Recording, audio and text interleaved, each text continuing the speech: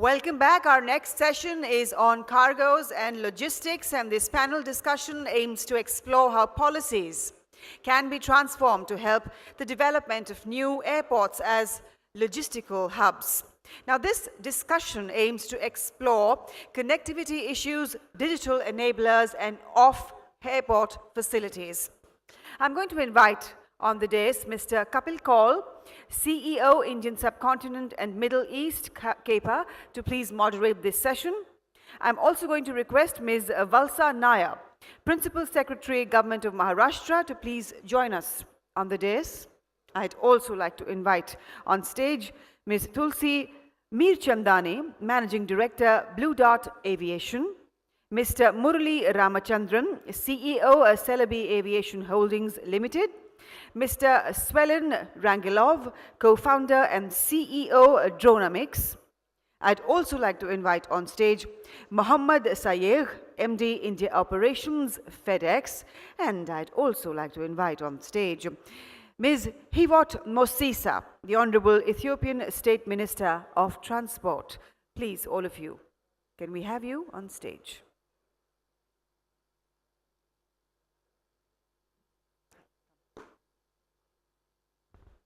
Ladies and gentlemen, please welcome the Honorable Moderator and the esteemed panelists. In this session, as I said, we're putting the spotlight on cargoes and logistics.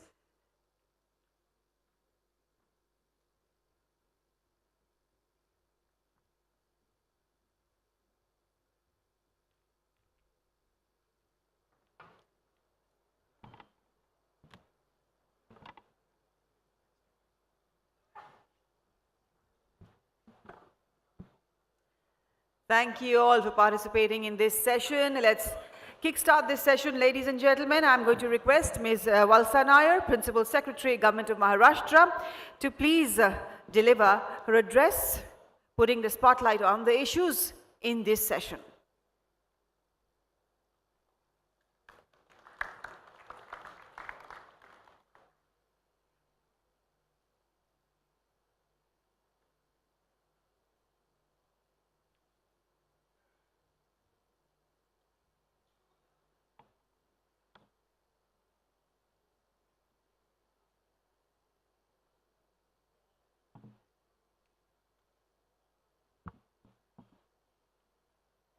Just give me a minute.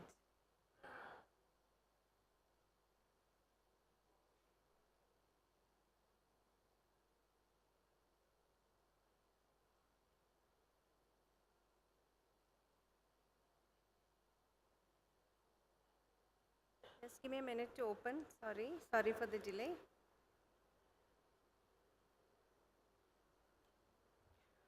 Good morning.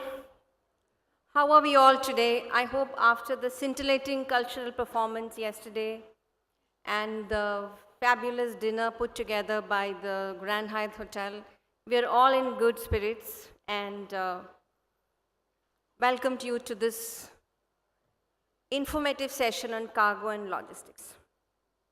Now, to begin with, why is logistics so important? Why do we even have a session on logistics?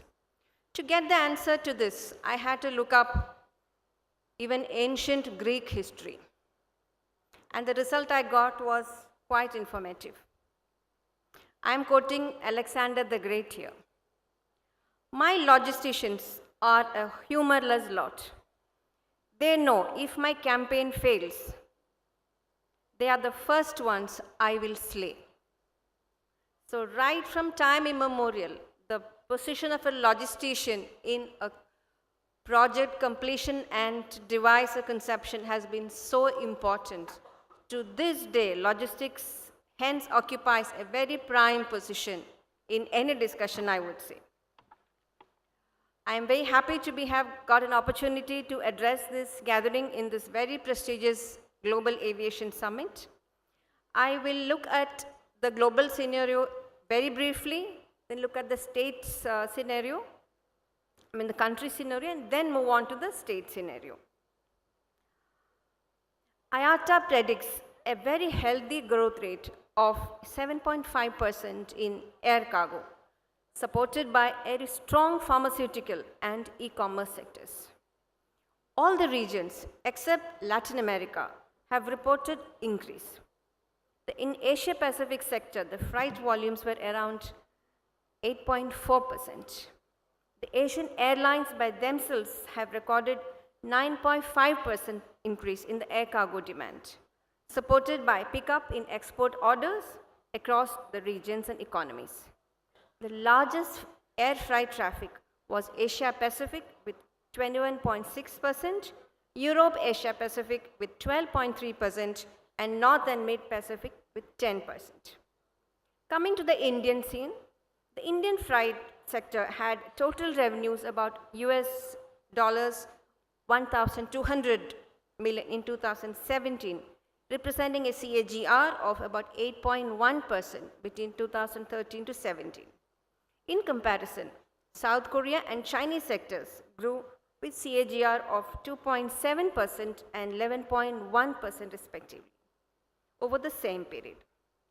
We in India are the fastest growing, second fastest growing air cargo market after the Middle East. And we are targeted to grow now at a CAGR of 8.4% to add an additional 622,000 tons per year. India would also be among the 10 largest freight markets led by US and China. While I was preparing for this talk, I looked at a couple of reports by prominent consultancies, one of them being BCG. And BCG has forecasted a total e-commerce business in India to reach US dollars 40 to 45 billion as compared to 18 billion as of today. In order to cater to this growth, a very large-scale logistic infrastructure is being developed across the country. Usually, the Indian logistic service providers have excellent reach in the metro cities, but as we see, they lack the proper infrastructure in Tier 2 and 3 cities of the country, which are potential customers positioned to comprise almost 45% of the customer base by 2020. Coming back to Maharashtra, the host state for this summit, Maharashtra airports in Maharashtra have about 28% of the total cargo traffic within the state. An additional growth is expected once the new Mumbai airport be functional in around 2020. And we hope the target by 2025 will be 40% of the total Indian volume. I'm also proud to say that Maharashtra is one of the states which has a dedicated company, the Maharashtra Airport Development Company, which looks after MIHAN, which is a flagship project of the state government. MIHAN is a specialized global air cargo transshipment hub. Why is there a cargo boom? As we say, we are going to take 40%, and because of e-commerce, there is going to be a exponential growth in the cargo volumes. There could be some basic reasons why we have. We'll quickly glance at some of them. One is the globalization of the business transactions, the shift to just-in-time manufacturing and inventory control methods, and the growing requirement of industries of all types to ship products quickly by air to distant customers are, I believe, the key driving forces for the development of the cargo service. With the e-commerce industry growing at an annual rate of 35% in India, the growth in retail-driven is rising levels of disposable income, expansion in the domestic air network by Indian carriers are also responsible. End-to-end solutions by express service providers, the growth of new time-sensitive verticals like pharmaceuticals, healthcare, electronics, wireless, telephony, and automotive space are said to be the factors responsible for the rapid growth of domestic air cargo logistic business. Now, when we have to plan for such a large volume, we need to look at what is the present status. What are the constraints which prevents our Tier 2, 3 from developing into big cargo hubs? I would like to point out only a few of them because we have a very big distinguished expert panel who will be able to give on-field the introduction to this subject much better than me. I would like to point out the inordinate dwell times, the missing and non-traceable cargo, the damaged cargo, lengthy cargo processing times, and the long queues at the cargo terminals. This industry is now concentrated at the major airports, with the top 6 JV international airports accounting for 78% of the international cargo and 64% of the domestic cargo by volume. Delhi and Mumbai airports alone handle about 55% of India's total international and domestic air cargo. Hence, it is really the need of the hour to create better facilities in the Tier 2 and the Tier 3 city airports. As per IATA reports, each cargo shipment on an average today carries around 30 types of documents and well over 100 copies, thus resulting into significant documentation, overheads, increased dwell times, and supply chain opaqueness. We also have lack of a single integrated EDI, taking on board all the participants in the air cargo chain along with customs operation. The central government in the National Civil Aviation Policy has addressed many of these concerns. I'm also proud to announce that the state government of Maharashtra is also working on a state-wise civil aviation policy, which is in the draft stage now, in which many of these concerns are being addressed. The central government, meanwhile, would be coming out with an integrated logistic and air cargo policy to ensure that the sector grows at a robust rate and the bottlenecks are removed. As we all know, the civil aviation policy aims for a sustainable air transportation of cargo with access to various parts of the world and the vision to reach the volume of 10 million metric tons by 2027. The Air Cargo Logistic Promotion Board has also been constituted to help with cost reduction, efficiency improvement, and better inter-ministerial coordination. The board and the industry work towards the objective of reducing dwell time of air cargo from aircraft to truck to well under 8 hours. And the same is being communicated to the Central Customs Coordination Committee. Nav Nirman, which is the next generation airports Bharat, result into significant capacity expansion of the airports, which provides a strong boost to increase cargo and logistic infrastructure. The BCAS is continuously reviewing and simplifying the security procedures for the air cargo in light of the changing business dynamics and evolving technology, while ensuring adequate checks and balances in consultation with stakeholders. The exemption of GST on the export freight is also given for boosting this sector. The regional connectivity scheme, the UDAN, for creating capacity at unconnected and underconnected airports, have also facilitated smooth flow of cargo from such areas.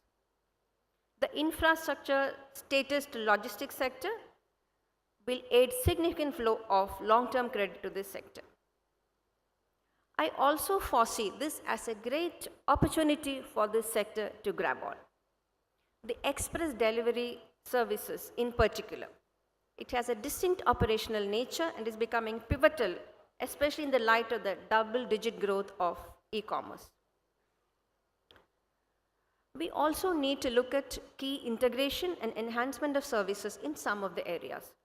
One I would highlight as Advanced Cargo Information System, which could be implemented in a phased manner after a universally accepted international template has emerged. Also, we need to look at developing a fare aggregator model for cargo industry to bring about greater transparency in the cargo fares charged by the airlines, the freight forwarders. We need to bring the cargo value chain service provider to a digital platform to make integration with the GST portal as well as the customs, and to make it seamless. The much touted ease of business procedures is something which is badly needed in this sector. A single window at the cargo terminal, which will look at customs, at wildlife clearance, the drug controller clearance, the plant and animal quarantine, the FSSAI, the Archaeological Survey of India, the DGCI, etc. These clearances should be given promptly and online after necessary checks through a single window. We also need to have a single window to monitor performance delivery of stakeholders across all airports. In view of the thrust on IT and automation, we need to look at IT-based solutions to ensure monitoring of custom operations which are operating at 24/7 as per the policy. I would like to mention the warehouse managing system, the radio frequency identification devices, the automatic storage and retrieval systems, the elevator transfer vehicles, etc. in the cargo terminals to improve the operational efficiency and decongest them. These are the times of smart cities and everything smart. Why not look at smart warehousing also? Smart warehousing is slated to become more dynamic, and technology trends such as augmented reality and wearables, robotics and automated systems, and IoT connected cargo and device are already pursuing to make warehouses smarter than they are. We had the drone policy being unveiled yesterday. Drones is also something which we need to look at in the warehouse management system. For a doorstep delivery, drones have a lot of flight space restrictions, government approvals, and privacy consideration. But within a warehouse, they are the best to conduct inventory checks, temperature, climate change control, and security. I would also like to suggest a channel system, yellow, red, and green of custom cargo clearance, similar to the one in the EU countries, to ensure that the genuine cargo shipper with all the documentation completed doesn't get halted at the altar of custom officials. Faster clearance of dangerous goods, perishable commodities, and valuable goods. Parking truck dock gate optimization at domestic base of airport is something which we need to work on. We are developing many multifold greenfield airports across the country. Norms for space allocation for air cargo, including express cargo, in all these greenfield airports need to be developed. The action plan for space augmentation in existing airports are also developed. Air freight station is something which finds place in the Maharashtra state's draft civil aviation policy. This concept is based on the idea of providing the airline nodes near the production centers. Activities traditionally performed at the airports will be now done at the air freight stations. This will reduce congestion and lead to smooth operations of the air cargo terminal at the international airports in the country. Cargo hubs or cargo villages as they're called. These villages hubs need to be developed which will bring together different transport modes, transport companies, supplementary transport services together. These cargo villages, coupled with the Ministry of Shipping Sagarmala project and the Ministry of Road Transport and Highways Bharatmala project and the Ministry of Railways dedicated freight corridor scheme, would really help in making our country a logistics hub and improve our ranking in the ease of doing business index. A small look at the state government perspective. We believed at a collaborative model for developing domestic air cargo at our airports within the state and airstrips will lead to efficiency in operation. The Maharashtra Airport Development Company is in a position to carry out an audit of allotted facilities and allocate the unused facilities to interested players on competitive bidding process. We can work out lease options on a long-term basis for such players and welcome to Maharashtra. We also, like I said, has Mihan in Nagpur, which has the ability to develop into an international cargo hub and with a strong road connectivity, air connectivity, and a strategic location. However, international cargo consolidation and movement holds the key to unlocking this potential. Development of cargo support ecosystem, including warehousing, bonded customs transportation, and investments in cargo sorting and redistribution will be critical. I was looking up a few reports, as I said. One I chanced upon was by ASSOCHAM and the consultancy firm Optus, who suggested introducing a rating system for the implementing agencies, like an airport service quality and ASQ rating for cargo terminal, which would motivate the operators to improve infrastructure and provide superior quality of services. These are just ideas which I have thrown into the audience, and I'm sure the expert panel will be able to dwell much deeper on this, and Maharashtra government will always be welcoming any potential investors in developing cargo facilities within the state, and we are also working out incentives for the same. I want to thank you all for a patient listening, and again to wind up the small quote, behind every leader there was an even greater logistician. So in Maharashtra, I want to place before you the Chief Minister of Maharashtra being one of the greatest logisticians, and he has developed the aviation sector also in the last few years from where it was to where it is now. Thank you again, and once more we would welcome you all to Maharashtra. And for the outstation delegates who have come to Maharashtra, I would like you all to take some time, go out, see and experience this vibrant, buzzing city. This is a place with unlimited opportunities, and I want each one of you to go back with beautiful memories of this fabulous city. Thank you. Jai Hind.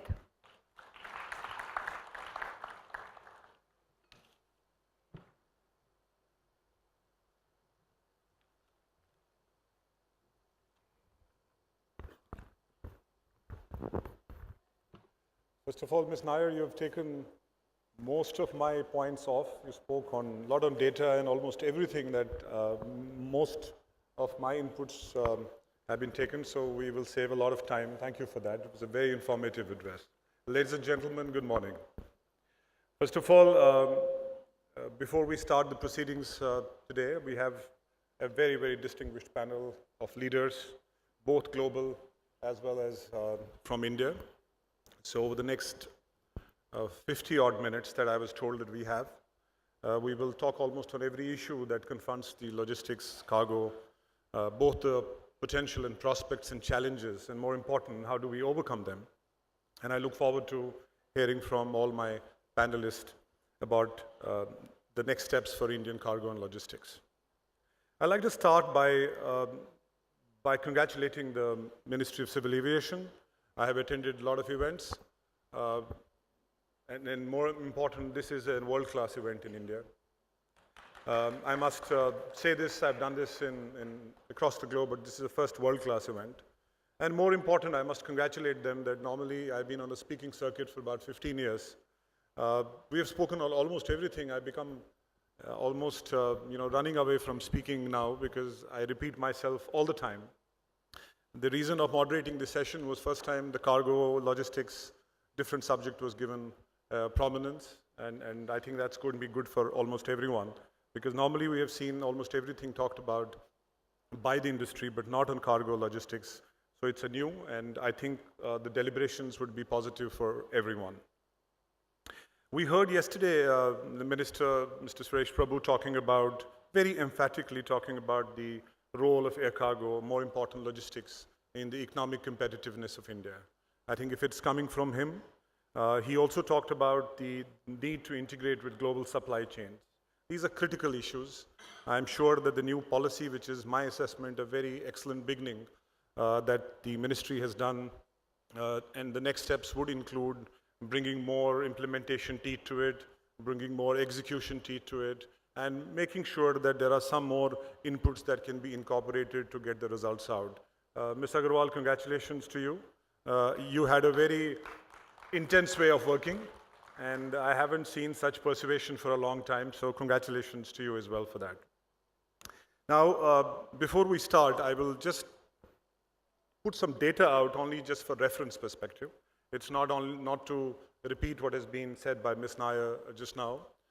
Just to give the importance of air cargo, sometimes we miss the point. So it's important that we share some inputs. Most of you would be already aware of it. But just to give you a number that on the air cargo side, if it represents 35% of the global trade, 35% of the global trade, $6.2 trillion that airlines carry, the value of goods that airlines carry globally. It's 7.4% of the GDP, roughly about 62.5 million tons. That was the cargo carried last fiscal. What's also important that though it is 35% of the global trade, in terms of carriage, it's just about 1%. But when you look at the sheer numbers, 7.4% of the GDP, it throws one critical aspect that it can be a critical and economic enabler, which I think the policy makers, once they realize, put, as I said, implementation and execution to it, we will see results for not only for the air cargo sector, but also for the Indian economy. Now, looking at the current, so I'll talk few things about the global sort of an outlook as it stands today, and then a little bit on the India, potentially leave some questions for the panelists as well. I think after a long time, it's since 2011, both volume and yields have increased simultaneously. We have seen last 2017, potentially 2018, both volumes and yields increasing. There has been a significant upturn in cargo in the last few years. And that upturn is now, as most of the global industry experts and people who are specialists in this sector say, that we have almost reached the peak. So my questions to the international guest would be, apart from any other things that they would need to reflect upon, is to see whether we have reached the peak or the peaks will continue. Second is that in terms of the Indian market, one critical factor I think these numbers would reflect is that Indian cargo market, air cargo market, continues to be relatively small. We were recently told to, give the revenue side, how much is the revenue side of air cargo in India. So the numbers that we came across, both in terms of carriage as well as the revenues, were 2.78 billion is the size of the Indian cargo market. Domestic exports out of India by air cargo is roughly about 9 lakh tons. You have the imports at about 6,35,000 tons, which gives roughly about 1.5 million ton carriage, both domestic, incoming and outgoing and international. Though the numbers that Airport Authority has is about 2.1 million, but our numbers are about 1.5 million, and the volumes the revenues that they carry is roughly about $2.43 billion. The exports are about 1.5, and the imports are closer to about billion. So that's the size of the domestic market, international market in and out of India. And there is a balance between exports and imports, and I'm sure that will be talked about as well. The domestic market is roughly about 6,15,000 tons, carries about, the latest numbers that my team gave is about 65,000 tons a month, roughly a revenue of 273 crores. So that's the total number for the air cargo sector is roughly 2.78 billion. So the question obviously is that we talk about the need for investments, need for large-scale investments to come, which policy that was released yesterday will take care of. But is there an unrealized value? Are we missing something? Is these numbers of 2.78 big enough to attract the interest of global investors? Or we are still subscale? Or because of the lack of policy and infrastructure and many other issues which the new policy will try to overcome, is there an unrealized value that we have not been able to capture in these numbers? So my questions to the audience is, we'll start with the international guests first. One is that what is the near-term and mid-term outlook? We may not go for a long-term outlook, but what's the current near and mid-term outlook? And a little bit of inputs on both yields and volumes and profitability. There are key strategic issues that all of us confront, whether it's globally as well as in India. Safety, security, regulations, overcapacity, the slowdown in US and China economies, the trade issues, modal shifts, a lot of other geopolitical factors. Some of it we will hear from the audience that these are key strategic issues to deal with. We talk about technology and digitalization a lot. There's a lot of companies which are virtually deconstructing the back end and reconstructing at the same time. So we'll see what technology and digitalization is doing to, we have the country head and managing director from FedEx here. We'd love to hear from him, also on the technology and digitalization side. And we will also talk about the need for cooperation with India by global players in the global industry to make sure that this cooperation will result in more mutual benefits. As for India is concerned, demand both domestic and international, and I'd like to hear your comments, Tulsi, more that is there an unrealized value in the numbers that we have? That's number one. Do we have an overcapacity in domestic? The numbers in the belly space carried by most of the airlines on an average is less than 50%, so is there a demand issue? That we will talk about as well. State of infrastructure, both in air and ground, and I've seen Tulsi speaking about it very, very emphatically in most of the CIA forums, so we'll hear from them. The state of distribution, very critical. If you have to get your numbers right, distribution equity is very critical. Regulation, security, related issues. Talk about harmonization between various multiple stakeholders. What is that level of harmonization currently? Last mile connectivity. Blue Dart has virtually owns almost the space in the last mile connectivity, but if you look at the other aspects of the industry, they're very fragmented, and hopefully the suggestions from each one of you. We will also leave some questions from audience later. So my first request would be to have Ms. Hiwot Mosisa. She's the Honorable Ethiopian Minister of State for Transport to come and speak. And after that, we will ask Mr. Mohammed Sega, he's the Managing Director for FedEx, to come and talk about his inputs to the session. So ma'am, would you be kind enough to come and present? Would you like to come from here, speak from the podium, or do you have a mic in front? What would you prefer?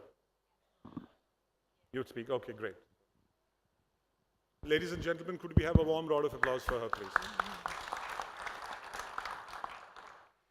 Thank you very much. First, I would like to congratulate the Ministry of Civil Aviation of India for such a successful event. We are sharing a lot of experience from the whole of the world, and it's a good opportunity to represent Ethiopia as well. Logistics is, as mentioned earlier, it's a very critical aspect, especially for developing countries like us to remain competitive in the world market. Especially when you come to Ethiopia, we are a landlocked country. We are the second populous nation in the world. Our economy is growing fast, but in such a competitive market, it's very difficult to succeed without getting efficient in the logistics market.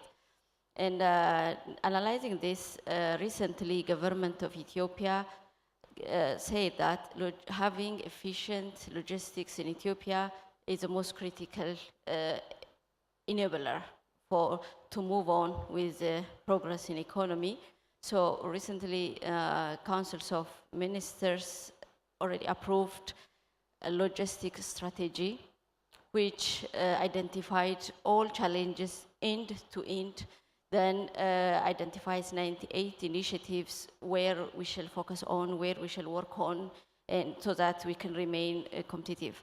And the other important one is, the thing is the air logistics. And it's good that, as you all know, Ethiopian airline is the largest airline group in Africa. And it's really working well and successful in the logistics aspect as well. Ethiopian Airlines is having the best fleets of cargos, like 8 777 and more 575 as well. The airline as well acquire the largest and one of the world's largest in the state-of-the-art hub cargo terminal in Addis Ababa, and its main hub. And it's all expanding its services in the whole world, having 45 destinations, cargo dedicated destinations. And as well, with its belly holding connection, it's serving giving a cargo service over 110 destinations as well. Having these all successes, but there are a lot of challenges as we are facing because, as you know, African market is a fragmented market. We are really demanding to have a single sky and open up all the market in the whole thing. Currently, over 25 African countries are agreed to have a single African air transport market. It's a big achievement, and it will excel the Ethiopian service connecting Africa to the rest of the world. As an example, we are giving a cargo service to India at 5 entry points and uplifting about 700 tons of cargo every week. So this is a big achievement between these two countries, and as well, we are giving a lot of service to Africa. So having, resolving such a challenge then will help to excel in connections. And being an aspired airline provider, Ethiopian Airlines has as well joined the DHL by having a joint venture agreement so that we can DHL will benefit for all destinations of Ethiopia, and as well Ethiopian will benefit the last mile expertise that we can get from the best world-known for global forwarder from DHL. Such a joint effort will enhance then the effectiveness of the service giving in aviation sector.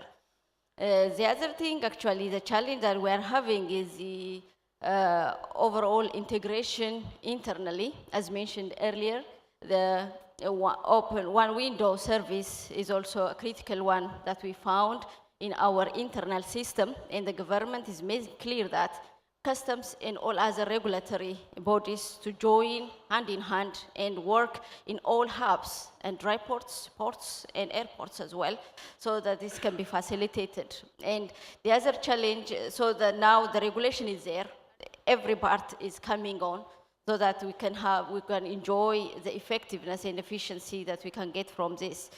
The other challenge that we are facing is the internet and other technology facilities.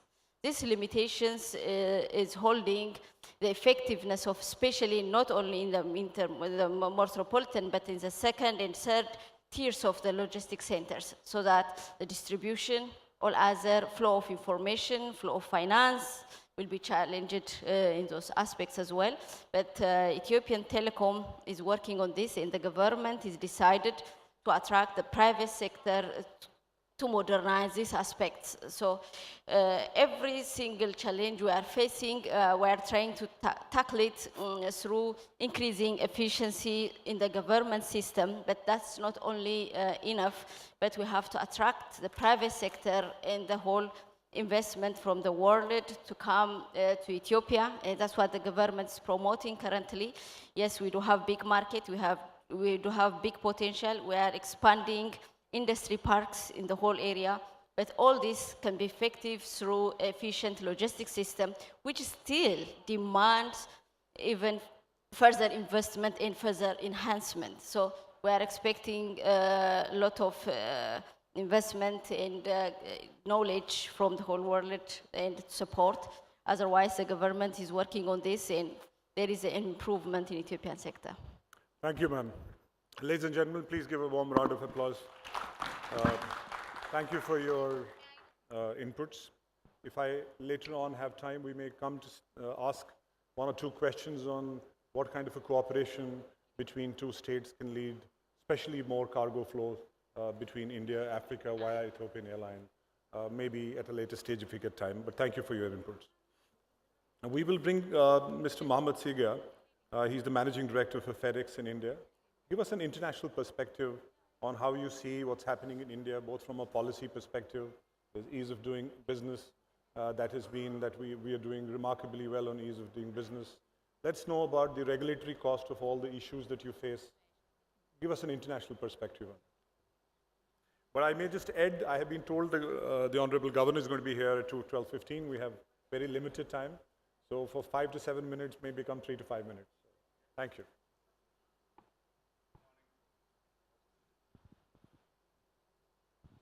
Can you hear me? Okay. I'm the Managing Director of FedEx in India. Good morning, everybody. Good morning, my esteemed colleagues. FedEx connects 220 countries and territories around the world. We connect 3 gateways in India with 22 frequencies per week. The ease of doing business over the past year or so have helped us to add one extra flight into Mumbai. There is a growing demand for high-value, high-speed cargo globally and in India, and that is only supported by the air cargo and facilitating trade policies that we are seeing in the aviation and customs and regulatory bodies. I've been with FedEx for 30 years, and I have seen the positive impact of end-to-end hubs and express clearance on the business growth in each country. It is very exciting to be part of the India team to witness the aviation growth that is taking place right now. Yesterday was a very exciting day, and I applaud the government on the announcement that I heard yesterday, specifically 3 of them that feed into the cargo and logistics topic that we're talking about today. We've heard from the Honorable Chief Minister of Maharashtra on the new Mumbai airport that is planned to open in mid-2020.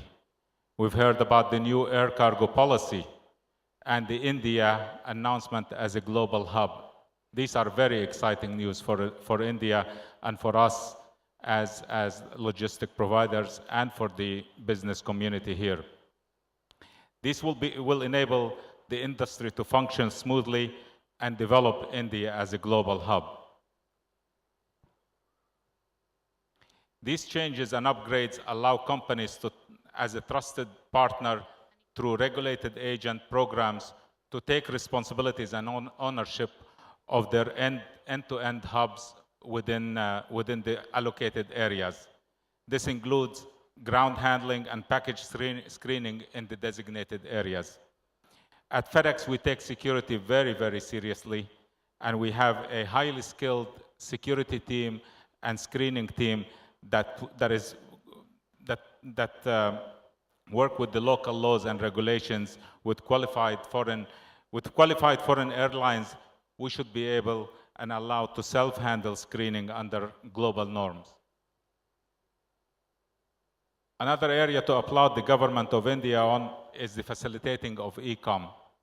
This is fantastic news. In the last few months, we've heard the increase of the de minimis on the export side to 5 lakhs or almost $7,000. This is fantastic. This is allowing to boost the Make in India exports, which we strongly support as it eliminates cross-border barriers. Yesterday was a very encouraging day to hear all the news and the discussions that took place about sectors such as agriculture, perishables, all of these different sectors that will help farmers, will help the Indian business growth, both on the import and the export side. What is good to logistics is good for Indian business and vice versa. The Modernization Act of Customs Processes and EDI have been a tremendous success. Over the last years, we have implemented quite a bit of modernization and acts and in the customs clearance operation, and that have helped us tremendously as a community and have helped the business growth also. We want to see these continued reforms. We want to see pre-arrival clearance and release based on immediate inspection to facilitate time clearance and time-definite deliveries. Express cargo is very important to Indian import and export business growth. It was an exciting first day, and I'm happy to see the growth, and I'm happy to see the reforms continue, and I encourage that we continue to work together on the agendas in the express cargo and logistics for both import and export to truly make India a global hub. Thank you.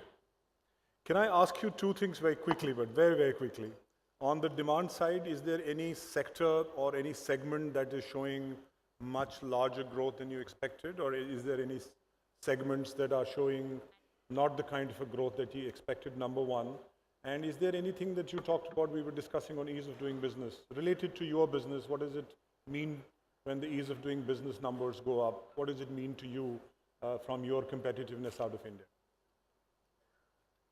Well, we see growth in many sectors, both on the import side and the export side.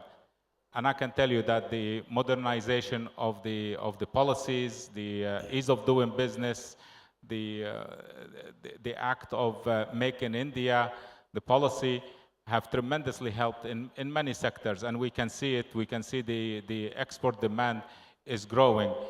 The implementation of the de minimis on the export side for courier, under courier clearance, is very, very important. It puts us on the, it breaks down some of the cross-border barriers and bring a lot of business to India exporters. So that is very important. The growth that is happening in India have allowed us to purchase two companies, PAFEX and AFL, over the last few years. You've seen the integration, or you've heard about the integration that is taking place with TNT. That is helping us tremendously to reach out to the Indian business and customer. We have seen that the modernization of the Mumbai airport have allowed us to add another 777 aircraft into Mumbai with 5 frequencies. All of this would not have happened without all of this modernization, all of the acts that are taking place right now. But it's very important for us to continue on that path. Excellent. Thank you very much. We will move to Sylvan Rangeloff, co-founder of and CEO for Dronomics. They're building a UAV which has a range of 2,500 kilometers, 350 kgs of cargo. That will mean a lot to India as we get our UAV and drone policies structured and the economics of it. 3 to 5 minutes, tell us about what it means for India. Sure. So my brother is an aerospace engineer, and I studied economics. So 4 years ago, actually inspired by a trip to India, we decided to build a new type of cargo aircraft, one that is unmanned, but it also, we realized it needs to be extremely fuel efficient. So we couldn't take existing aircraft like a Cessna or a Piper general aviation aircraft. We instead decided to create a completely new design. Now, we did this with the big picture vision. I mean, yes, 35% of world trade is carried by air, but less than 1% in terms of volume. So that tells you that 99 times out of 100, shippers are choosing not to put their goods on airplanes. And they're choosing that because of the cost. And so when you talk about overcapacity is another hint that the cost base in aviation is just too high. We believe that this could change. There's been a lot of technological progress in the recent decades to make this possible, and largely stimulated by advances in telecommunications.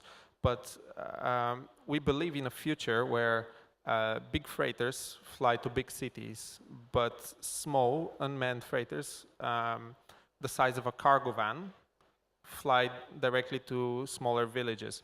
And there you can create a much more optimized network, so you end up having people pay less.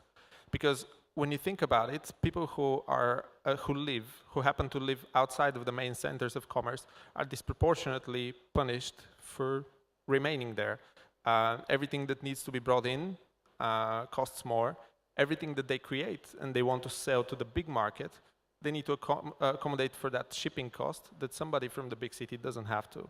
So this creates more and more inequality, and is part of the reason why we've seen these tremendous urbanization shifts all around the world. So as the world grows, and we're expected by the end of the century to have 11 billion people on our planet, we need to seriously rethink, do we want to continue this trend of agglomerating in huge mega cities, putting enormous strain on our infrastructure, on the quality of life? Or shouldn't we start thinking like what the UDAN scheme here is doing, which is a wonderful example of stimulating growth and economic opportunity by enhancing logistics to tier 2, tier 3 cities and communities, so that people, if they want to move to a different location, they do it out of a personal choice, not out of lack of opportunity where they are. So we believe that having a faster mode of transportation, taking the advantages of aerial transportation, the skies are so vast, and taking advantage of all the automation that has happened would really enable us to transport goods and eventually people much faster, much more economical, and really accelerate the global economy. It's ultimately, it's all about enabling trade. All of us here in this room, we are in service to humanity's desire to move goods and people. And so we should be mindful of that and try to leverage every technology at our disposal to do that. Now, Thank I know you. there's One follow-up question quickly. Tell us about production. When will this be in a commercial production? What's the scale of production? Sure. And would you look at something where you would look at bringing some facilities into India, cooperate with Indian companies? Definitely. But I'm more interested in the scale of production, apart from the commercialization of production, but the scale of production. Sure. So we envisioned that a market like India could easily accommodate production of the sort of 50,000 units per year, which is uncommon when you think about aviation. It's more common to the automotive sector. We believe that this would happen in the next 5 years. Of course, subject to regulatory approvals, but our goal really is to make in India everything for the Indian market. India is large enough for So it will be made in India, and you will make it in India for Indian market. Is that what I hear? That's correct. So we are coming from a country that for 70 years, Bulgaria has not produced a single commercial airplane. We were mindful that we need to think about how to bring that technology to many places around the world. India obviously has all the capacities, all the engineering, all the supply chain to make that happen. So it makes no sense to build drones in Bulgaria to serve them. Last quick question: what's the price range we are talking about when you bring it in commercial service? Well, in cargo, cost is number one. So we really are trying to make Very quick that answer. I have to go to more people and running out of time. Could you get the audience, what are we talking about in terms of price? Sure.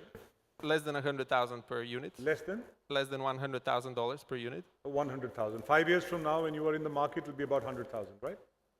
It will be, less than 100,000 per unit, but the operating cost will be comparable to a truck on the road. Excellent. Thank you. We move to Tulsi.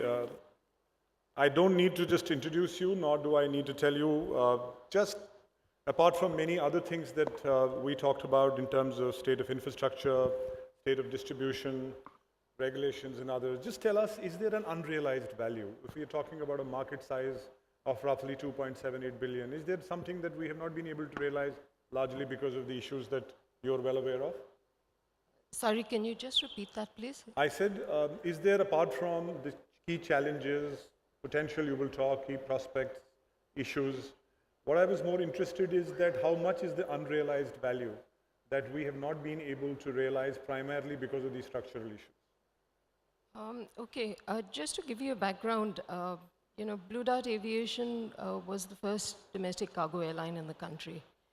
And till recently, the only one that has sustained its operations for the past almost 23 years. And I think we had modest beginnings with just 2 737 vintage Dash 200s. And, it took us 5 years, really, to induct the third. But very quickly, we managed to ramp up to the fourth and the fifth. And in the intervening years, we've phased out the old aircraft. And now we have the 757s, which they have double the payload and they're more fuel efficient. So one is, of course, ramping up the capacity. And I think it was a very large leap of faith to come into the market where actually none existed. So we really created a market at that time. The other is that, Blue Dart Express started out as an international organization in the sense that they were looking at international distribution. But very quickly in the mid-1990s, we changed to a completely domestic strategy because we saw that the opportunity was in domestic, and that has really panned out the way we thought it would be, that domestic is where the future of this country is because there are enough international players out there. So if you look, there was a study commissioned by the Express Industry Council of India last year, which puts the air express industry at about 22,000 crores, which is about $3 billion, of which domestic air express is a little less than 1 billion. Whereas if you look at the CAGR for air express, it's about 15% over the past 5 years.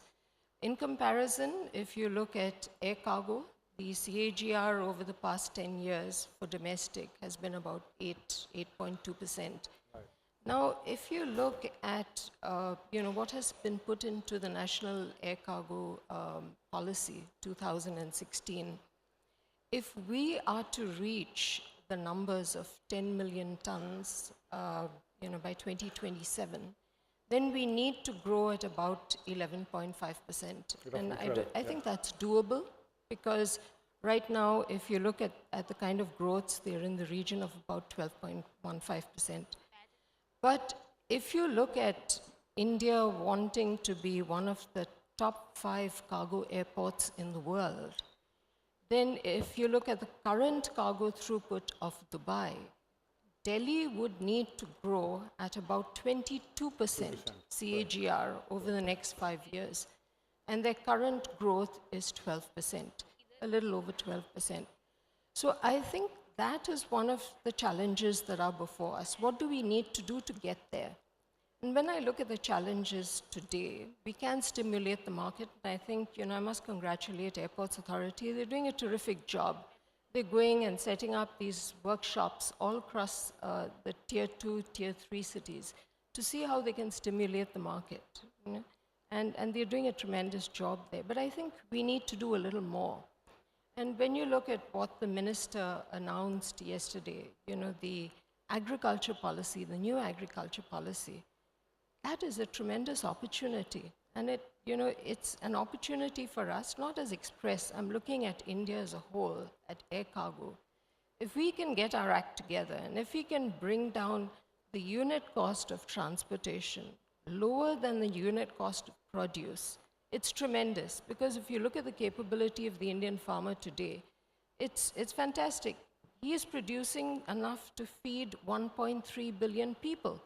And yet when, I'm from a small town in Meghalaya. When I go there, you get oranges from Malta, you get pears from Australia, you get Washington apples. But they make the tastiest oranges in the country there, organically grown, and yet it's not available at any part of the country.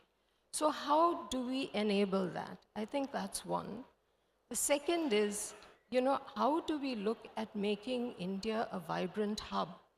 And the opportunity we have is probably an opportunity that no one else in the world has, or very few countries, because we are large enough and we have the numbers. So we have the opportunity for domestic distribution, for imports and domestic distribution of the imports, for imports, value addition and re-exports, and of course for Indian manufacture to export to other countries. Which other country in the world has that opportunity? So if we want to make that hub, what do we need to do? How do we stimulate, first of all, our air cargo growth? Secondly, we need an anchor airline to be able to draw away the cargo that is currently transiting all these other transition hubs, like a Dubai or a Singapore. We need to have that anchor airline to create that. And I believe we don't need to reinvent the wheel. Policies, I think most of them are already in place.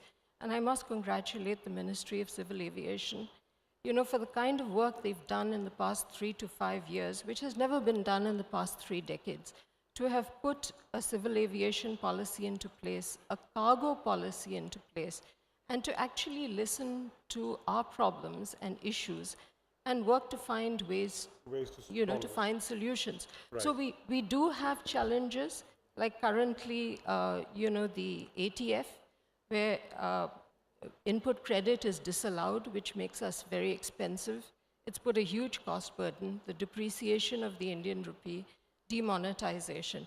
I think if these problems can be resolved, and again, we're talking about unit cost, if those can be resolved, I think we have a clear path to Very success. quickly, Tulsi, if you can tell me about the state of the last mile connectivity. Blue Dart has got it right. Yes. But nobody could crack it. Is it a scale of investments, or what is it that only Blue Dart gets it right and many other attempts have failed? Very quickly. It's finally down to the customer experience, and there's a lot that's being done. You have data analytics on one hand, GSP has become hygiene, but then you also have so many innovations, you know, your parcel stations, and you have the customer experience where we are, trying to make it more convenient for confirmation of deliveries. Right. And you also have the unmanned electric vehicles that are in line. And I must add that we were probably the first airline that went to the DGCA 4 years ago, asking them for permission to test drones, because we do see that in great outlying value areas, there is an opportunity. Thank you very much, Tulsi. Murali, first of all, congratulations to you for a massive turnaround of Celebi in India. So you seem to have brought a lot of luck every time you're winning contracts, so congratulations. Tell me, you have been on the thick of things, dealing with industry, dealing with the policy. We have just about 5 minutes. Summarize for me the positive actions in the last few years to demonstrate that there has been a detention to cargo. Thanks, Kapil.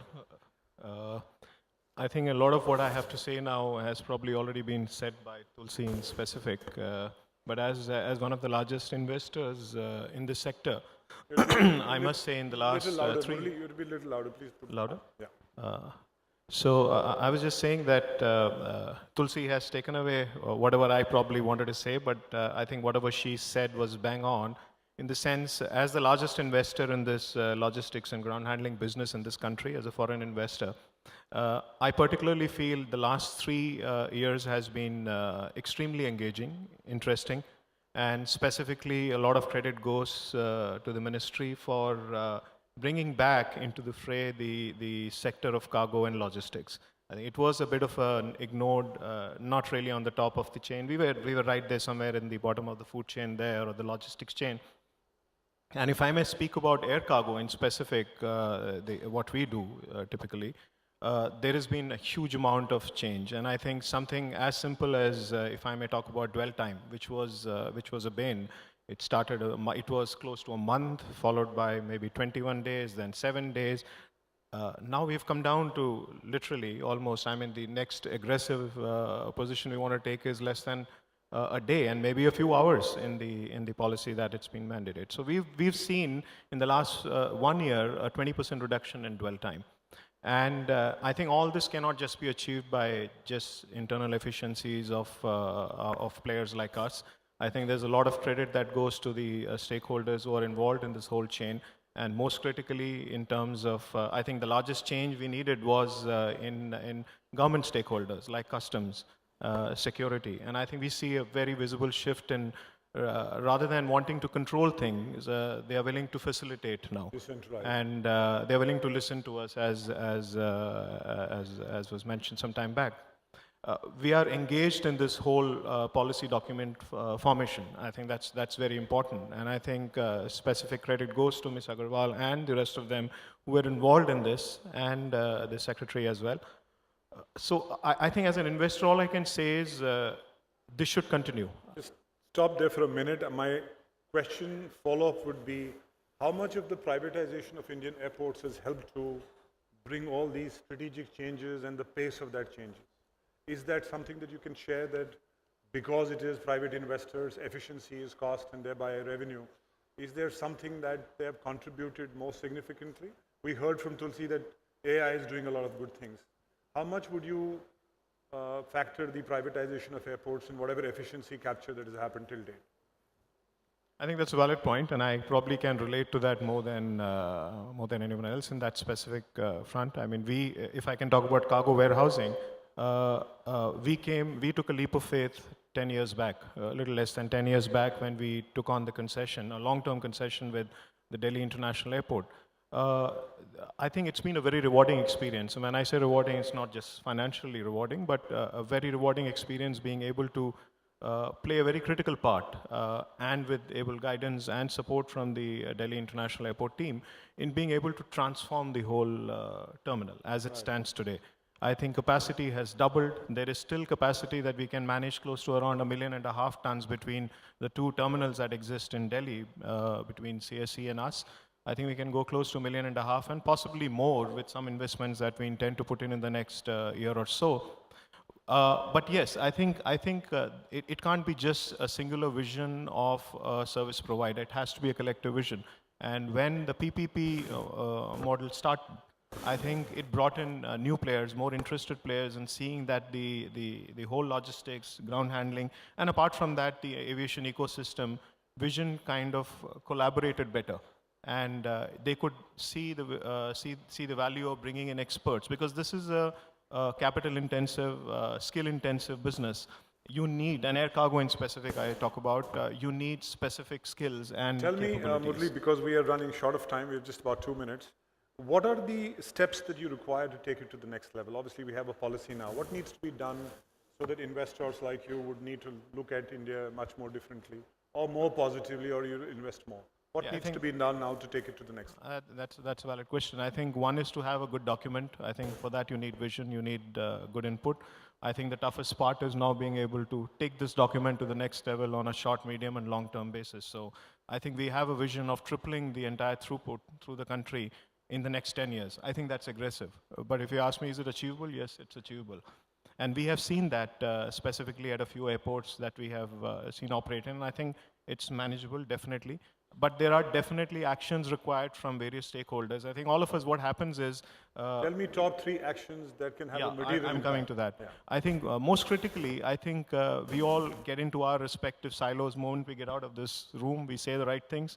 But when it comes down to really getting down to doing business and making this policy work, all of us start working in our respective priorities and don't see the larger picture. And I'm being very candid about it, and I can say that for the others. But the fact is, I think we need to see what role we play and somewhere compromise, if we need to ensure that the chain continues and Top reaches 3 to the... things. Top 3 things So that that's can one. make a I material. think his collaboration is very critical, and we look at that. Second is, I think there are some low-hanging fruits, quick wins that can be done, which we need to achieve quickly in terms of reduction of dwell time, in terms of looking at the transshipment capability of some of the big airports. I think they're all well set.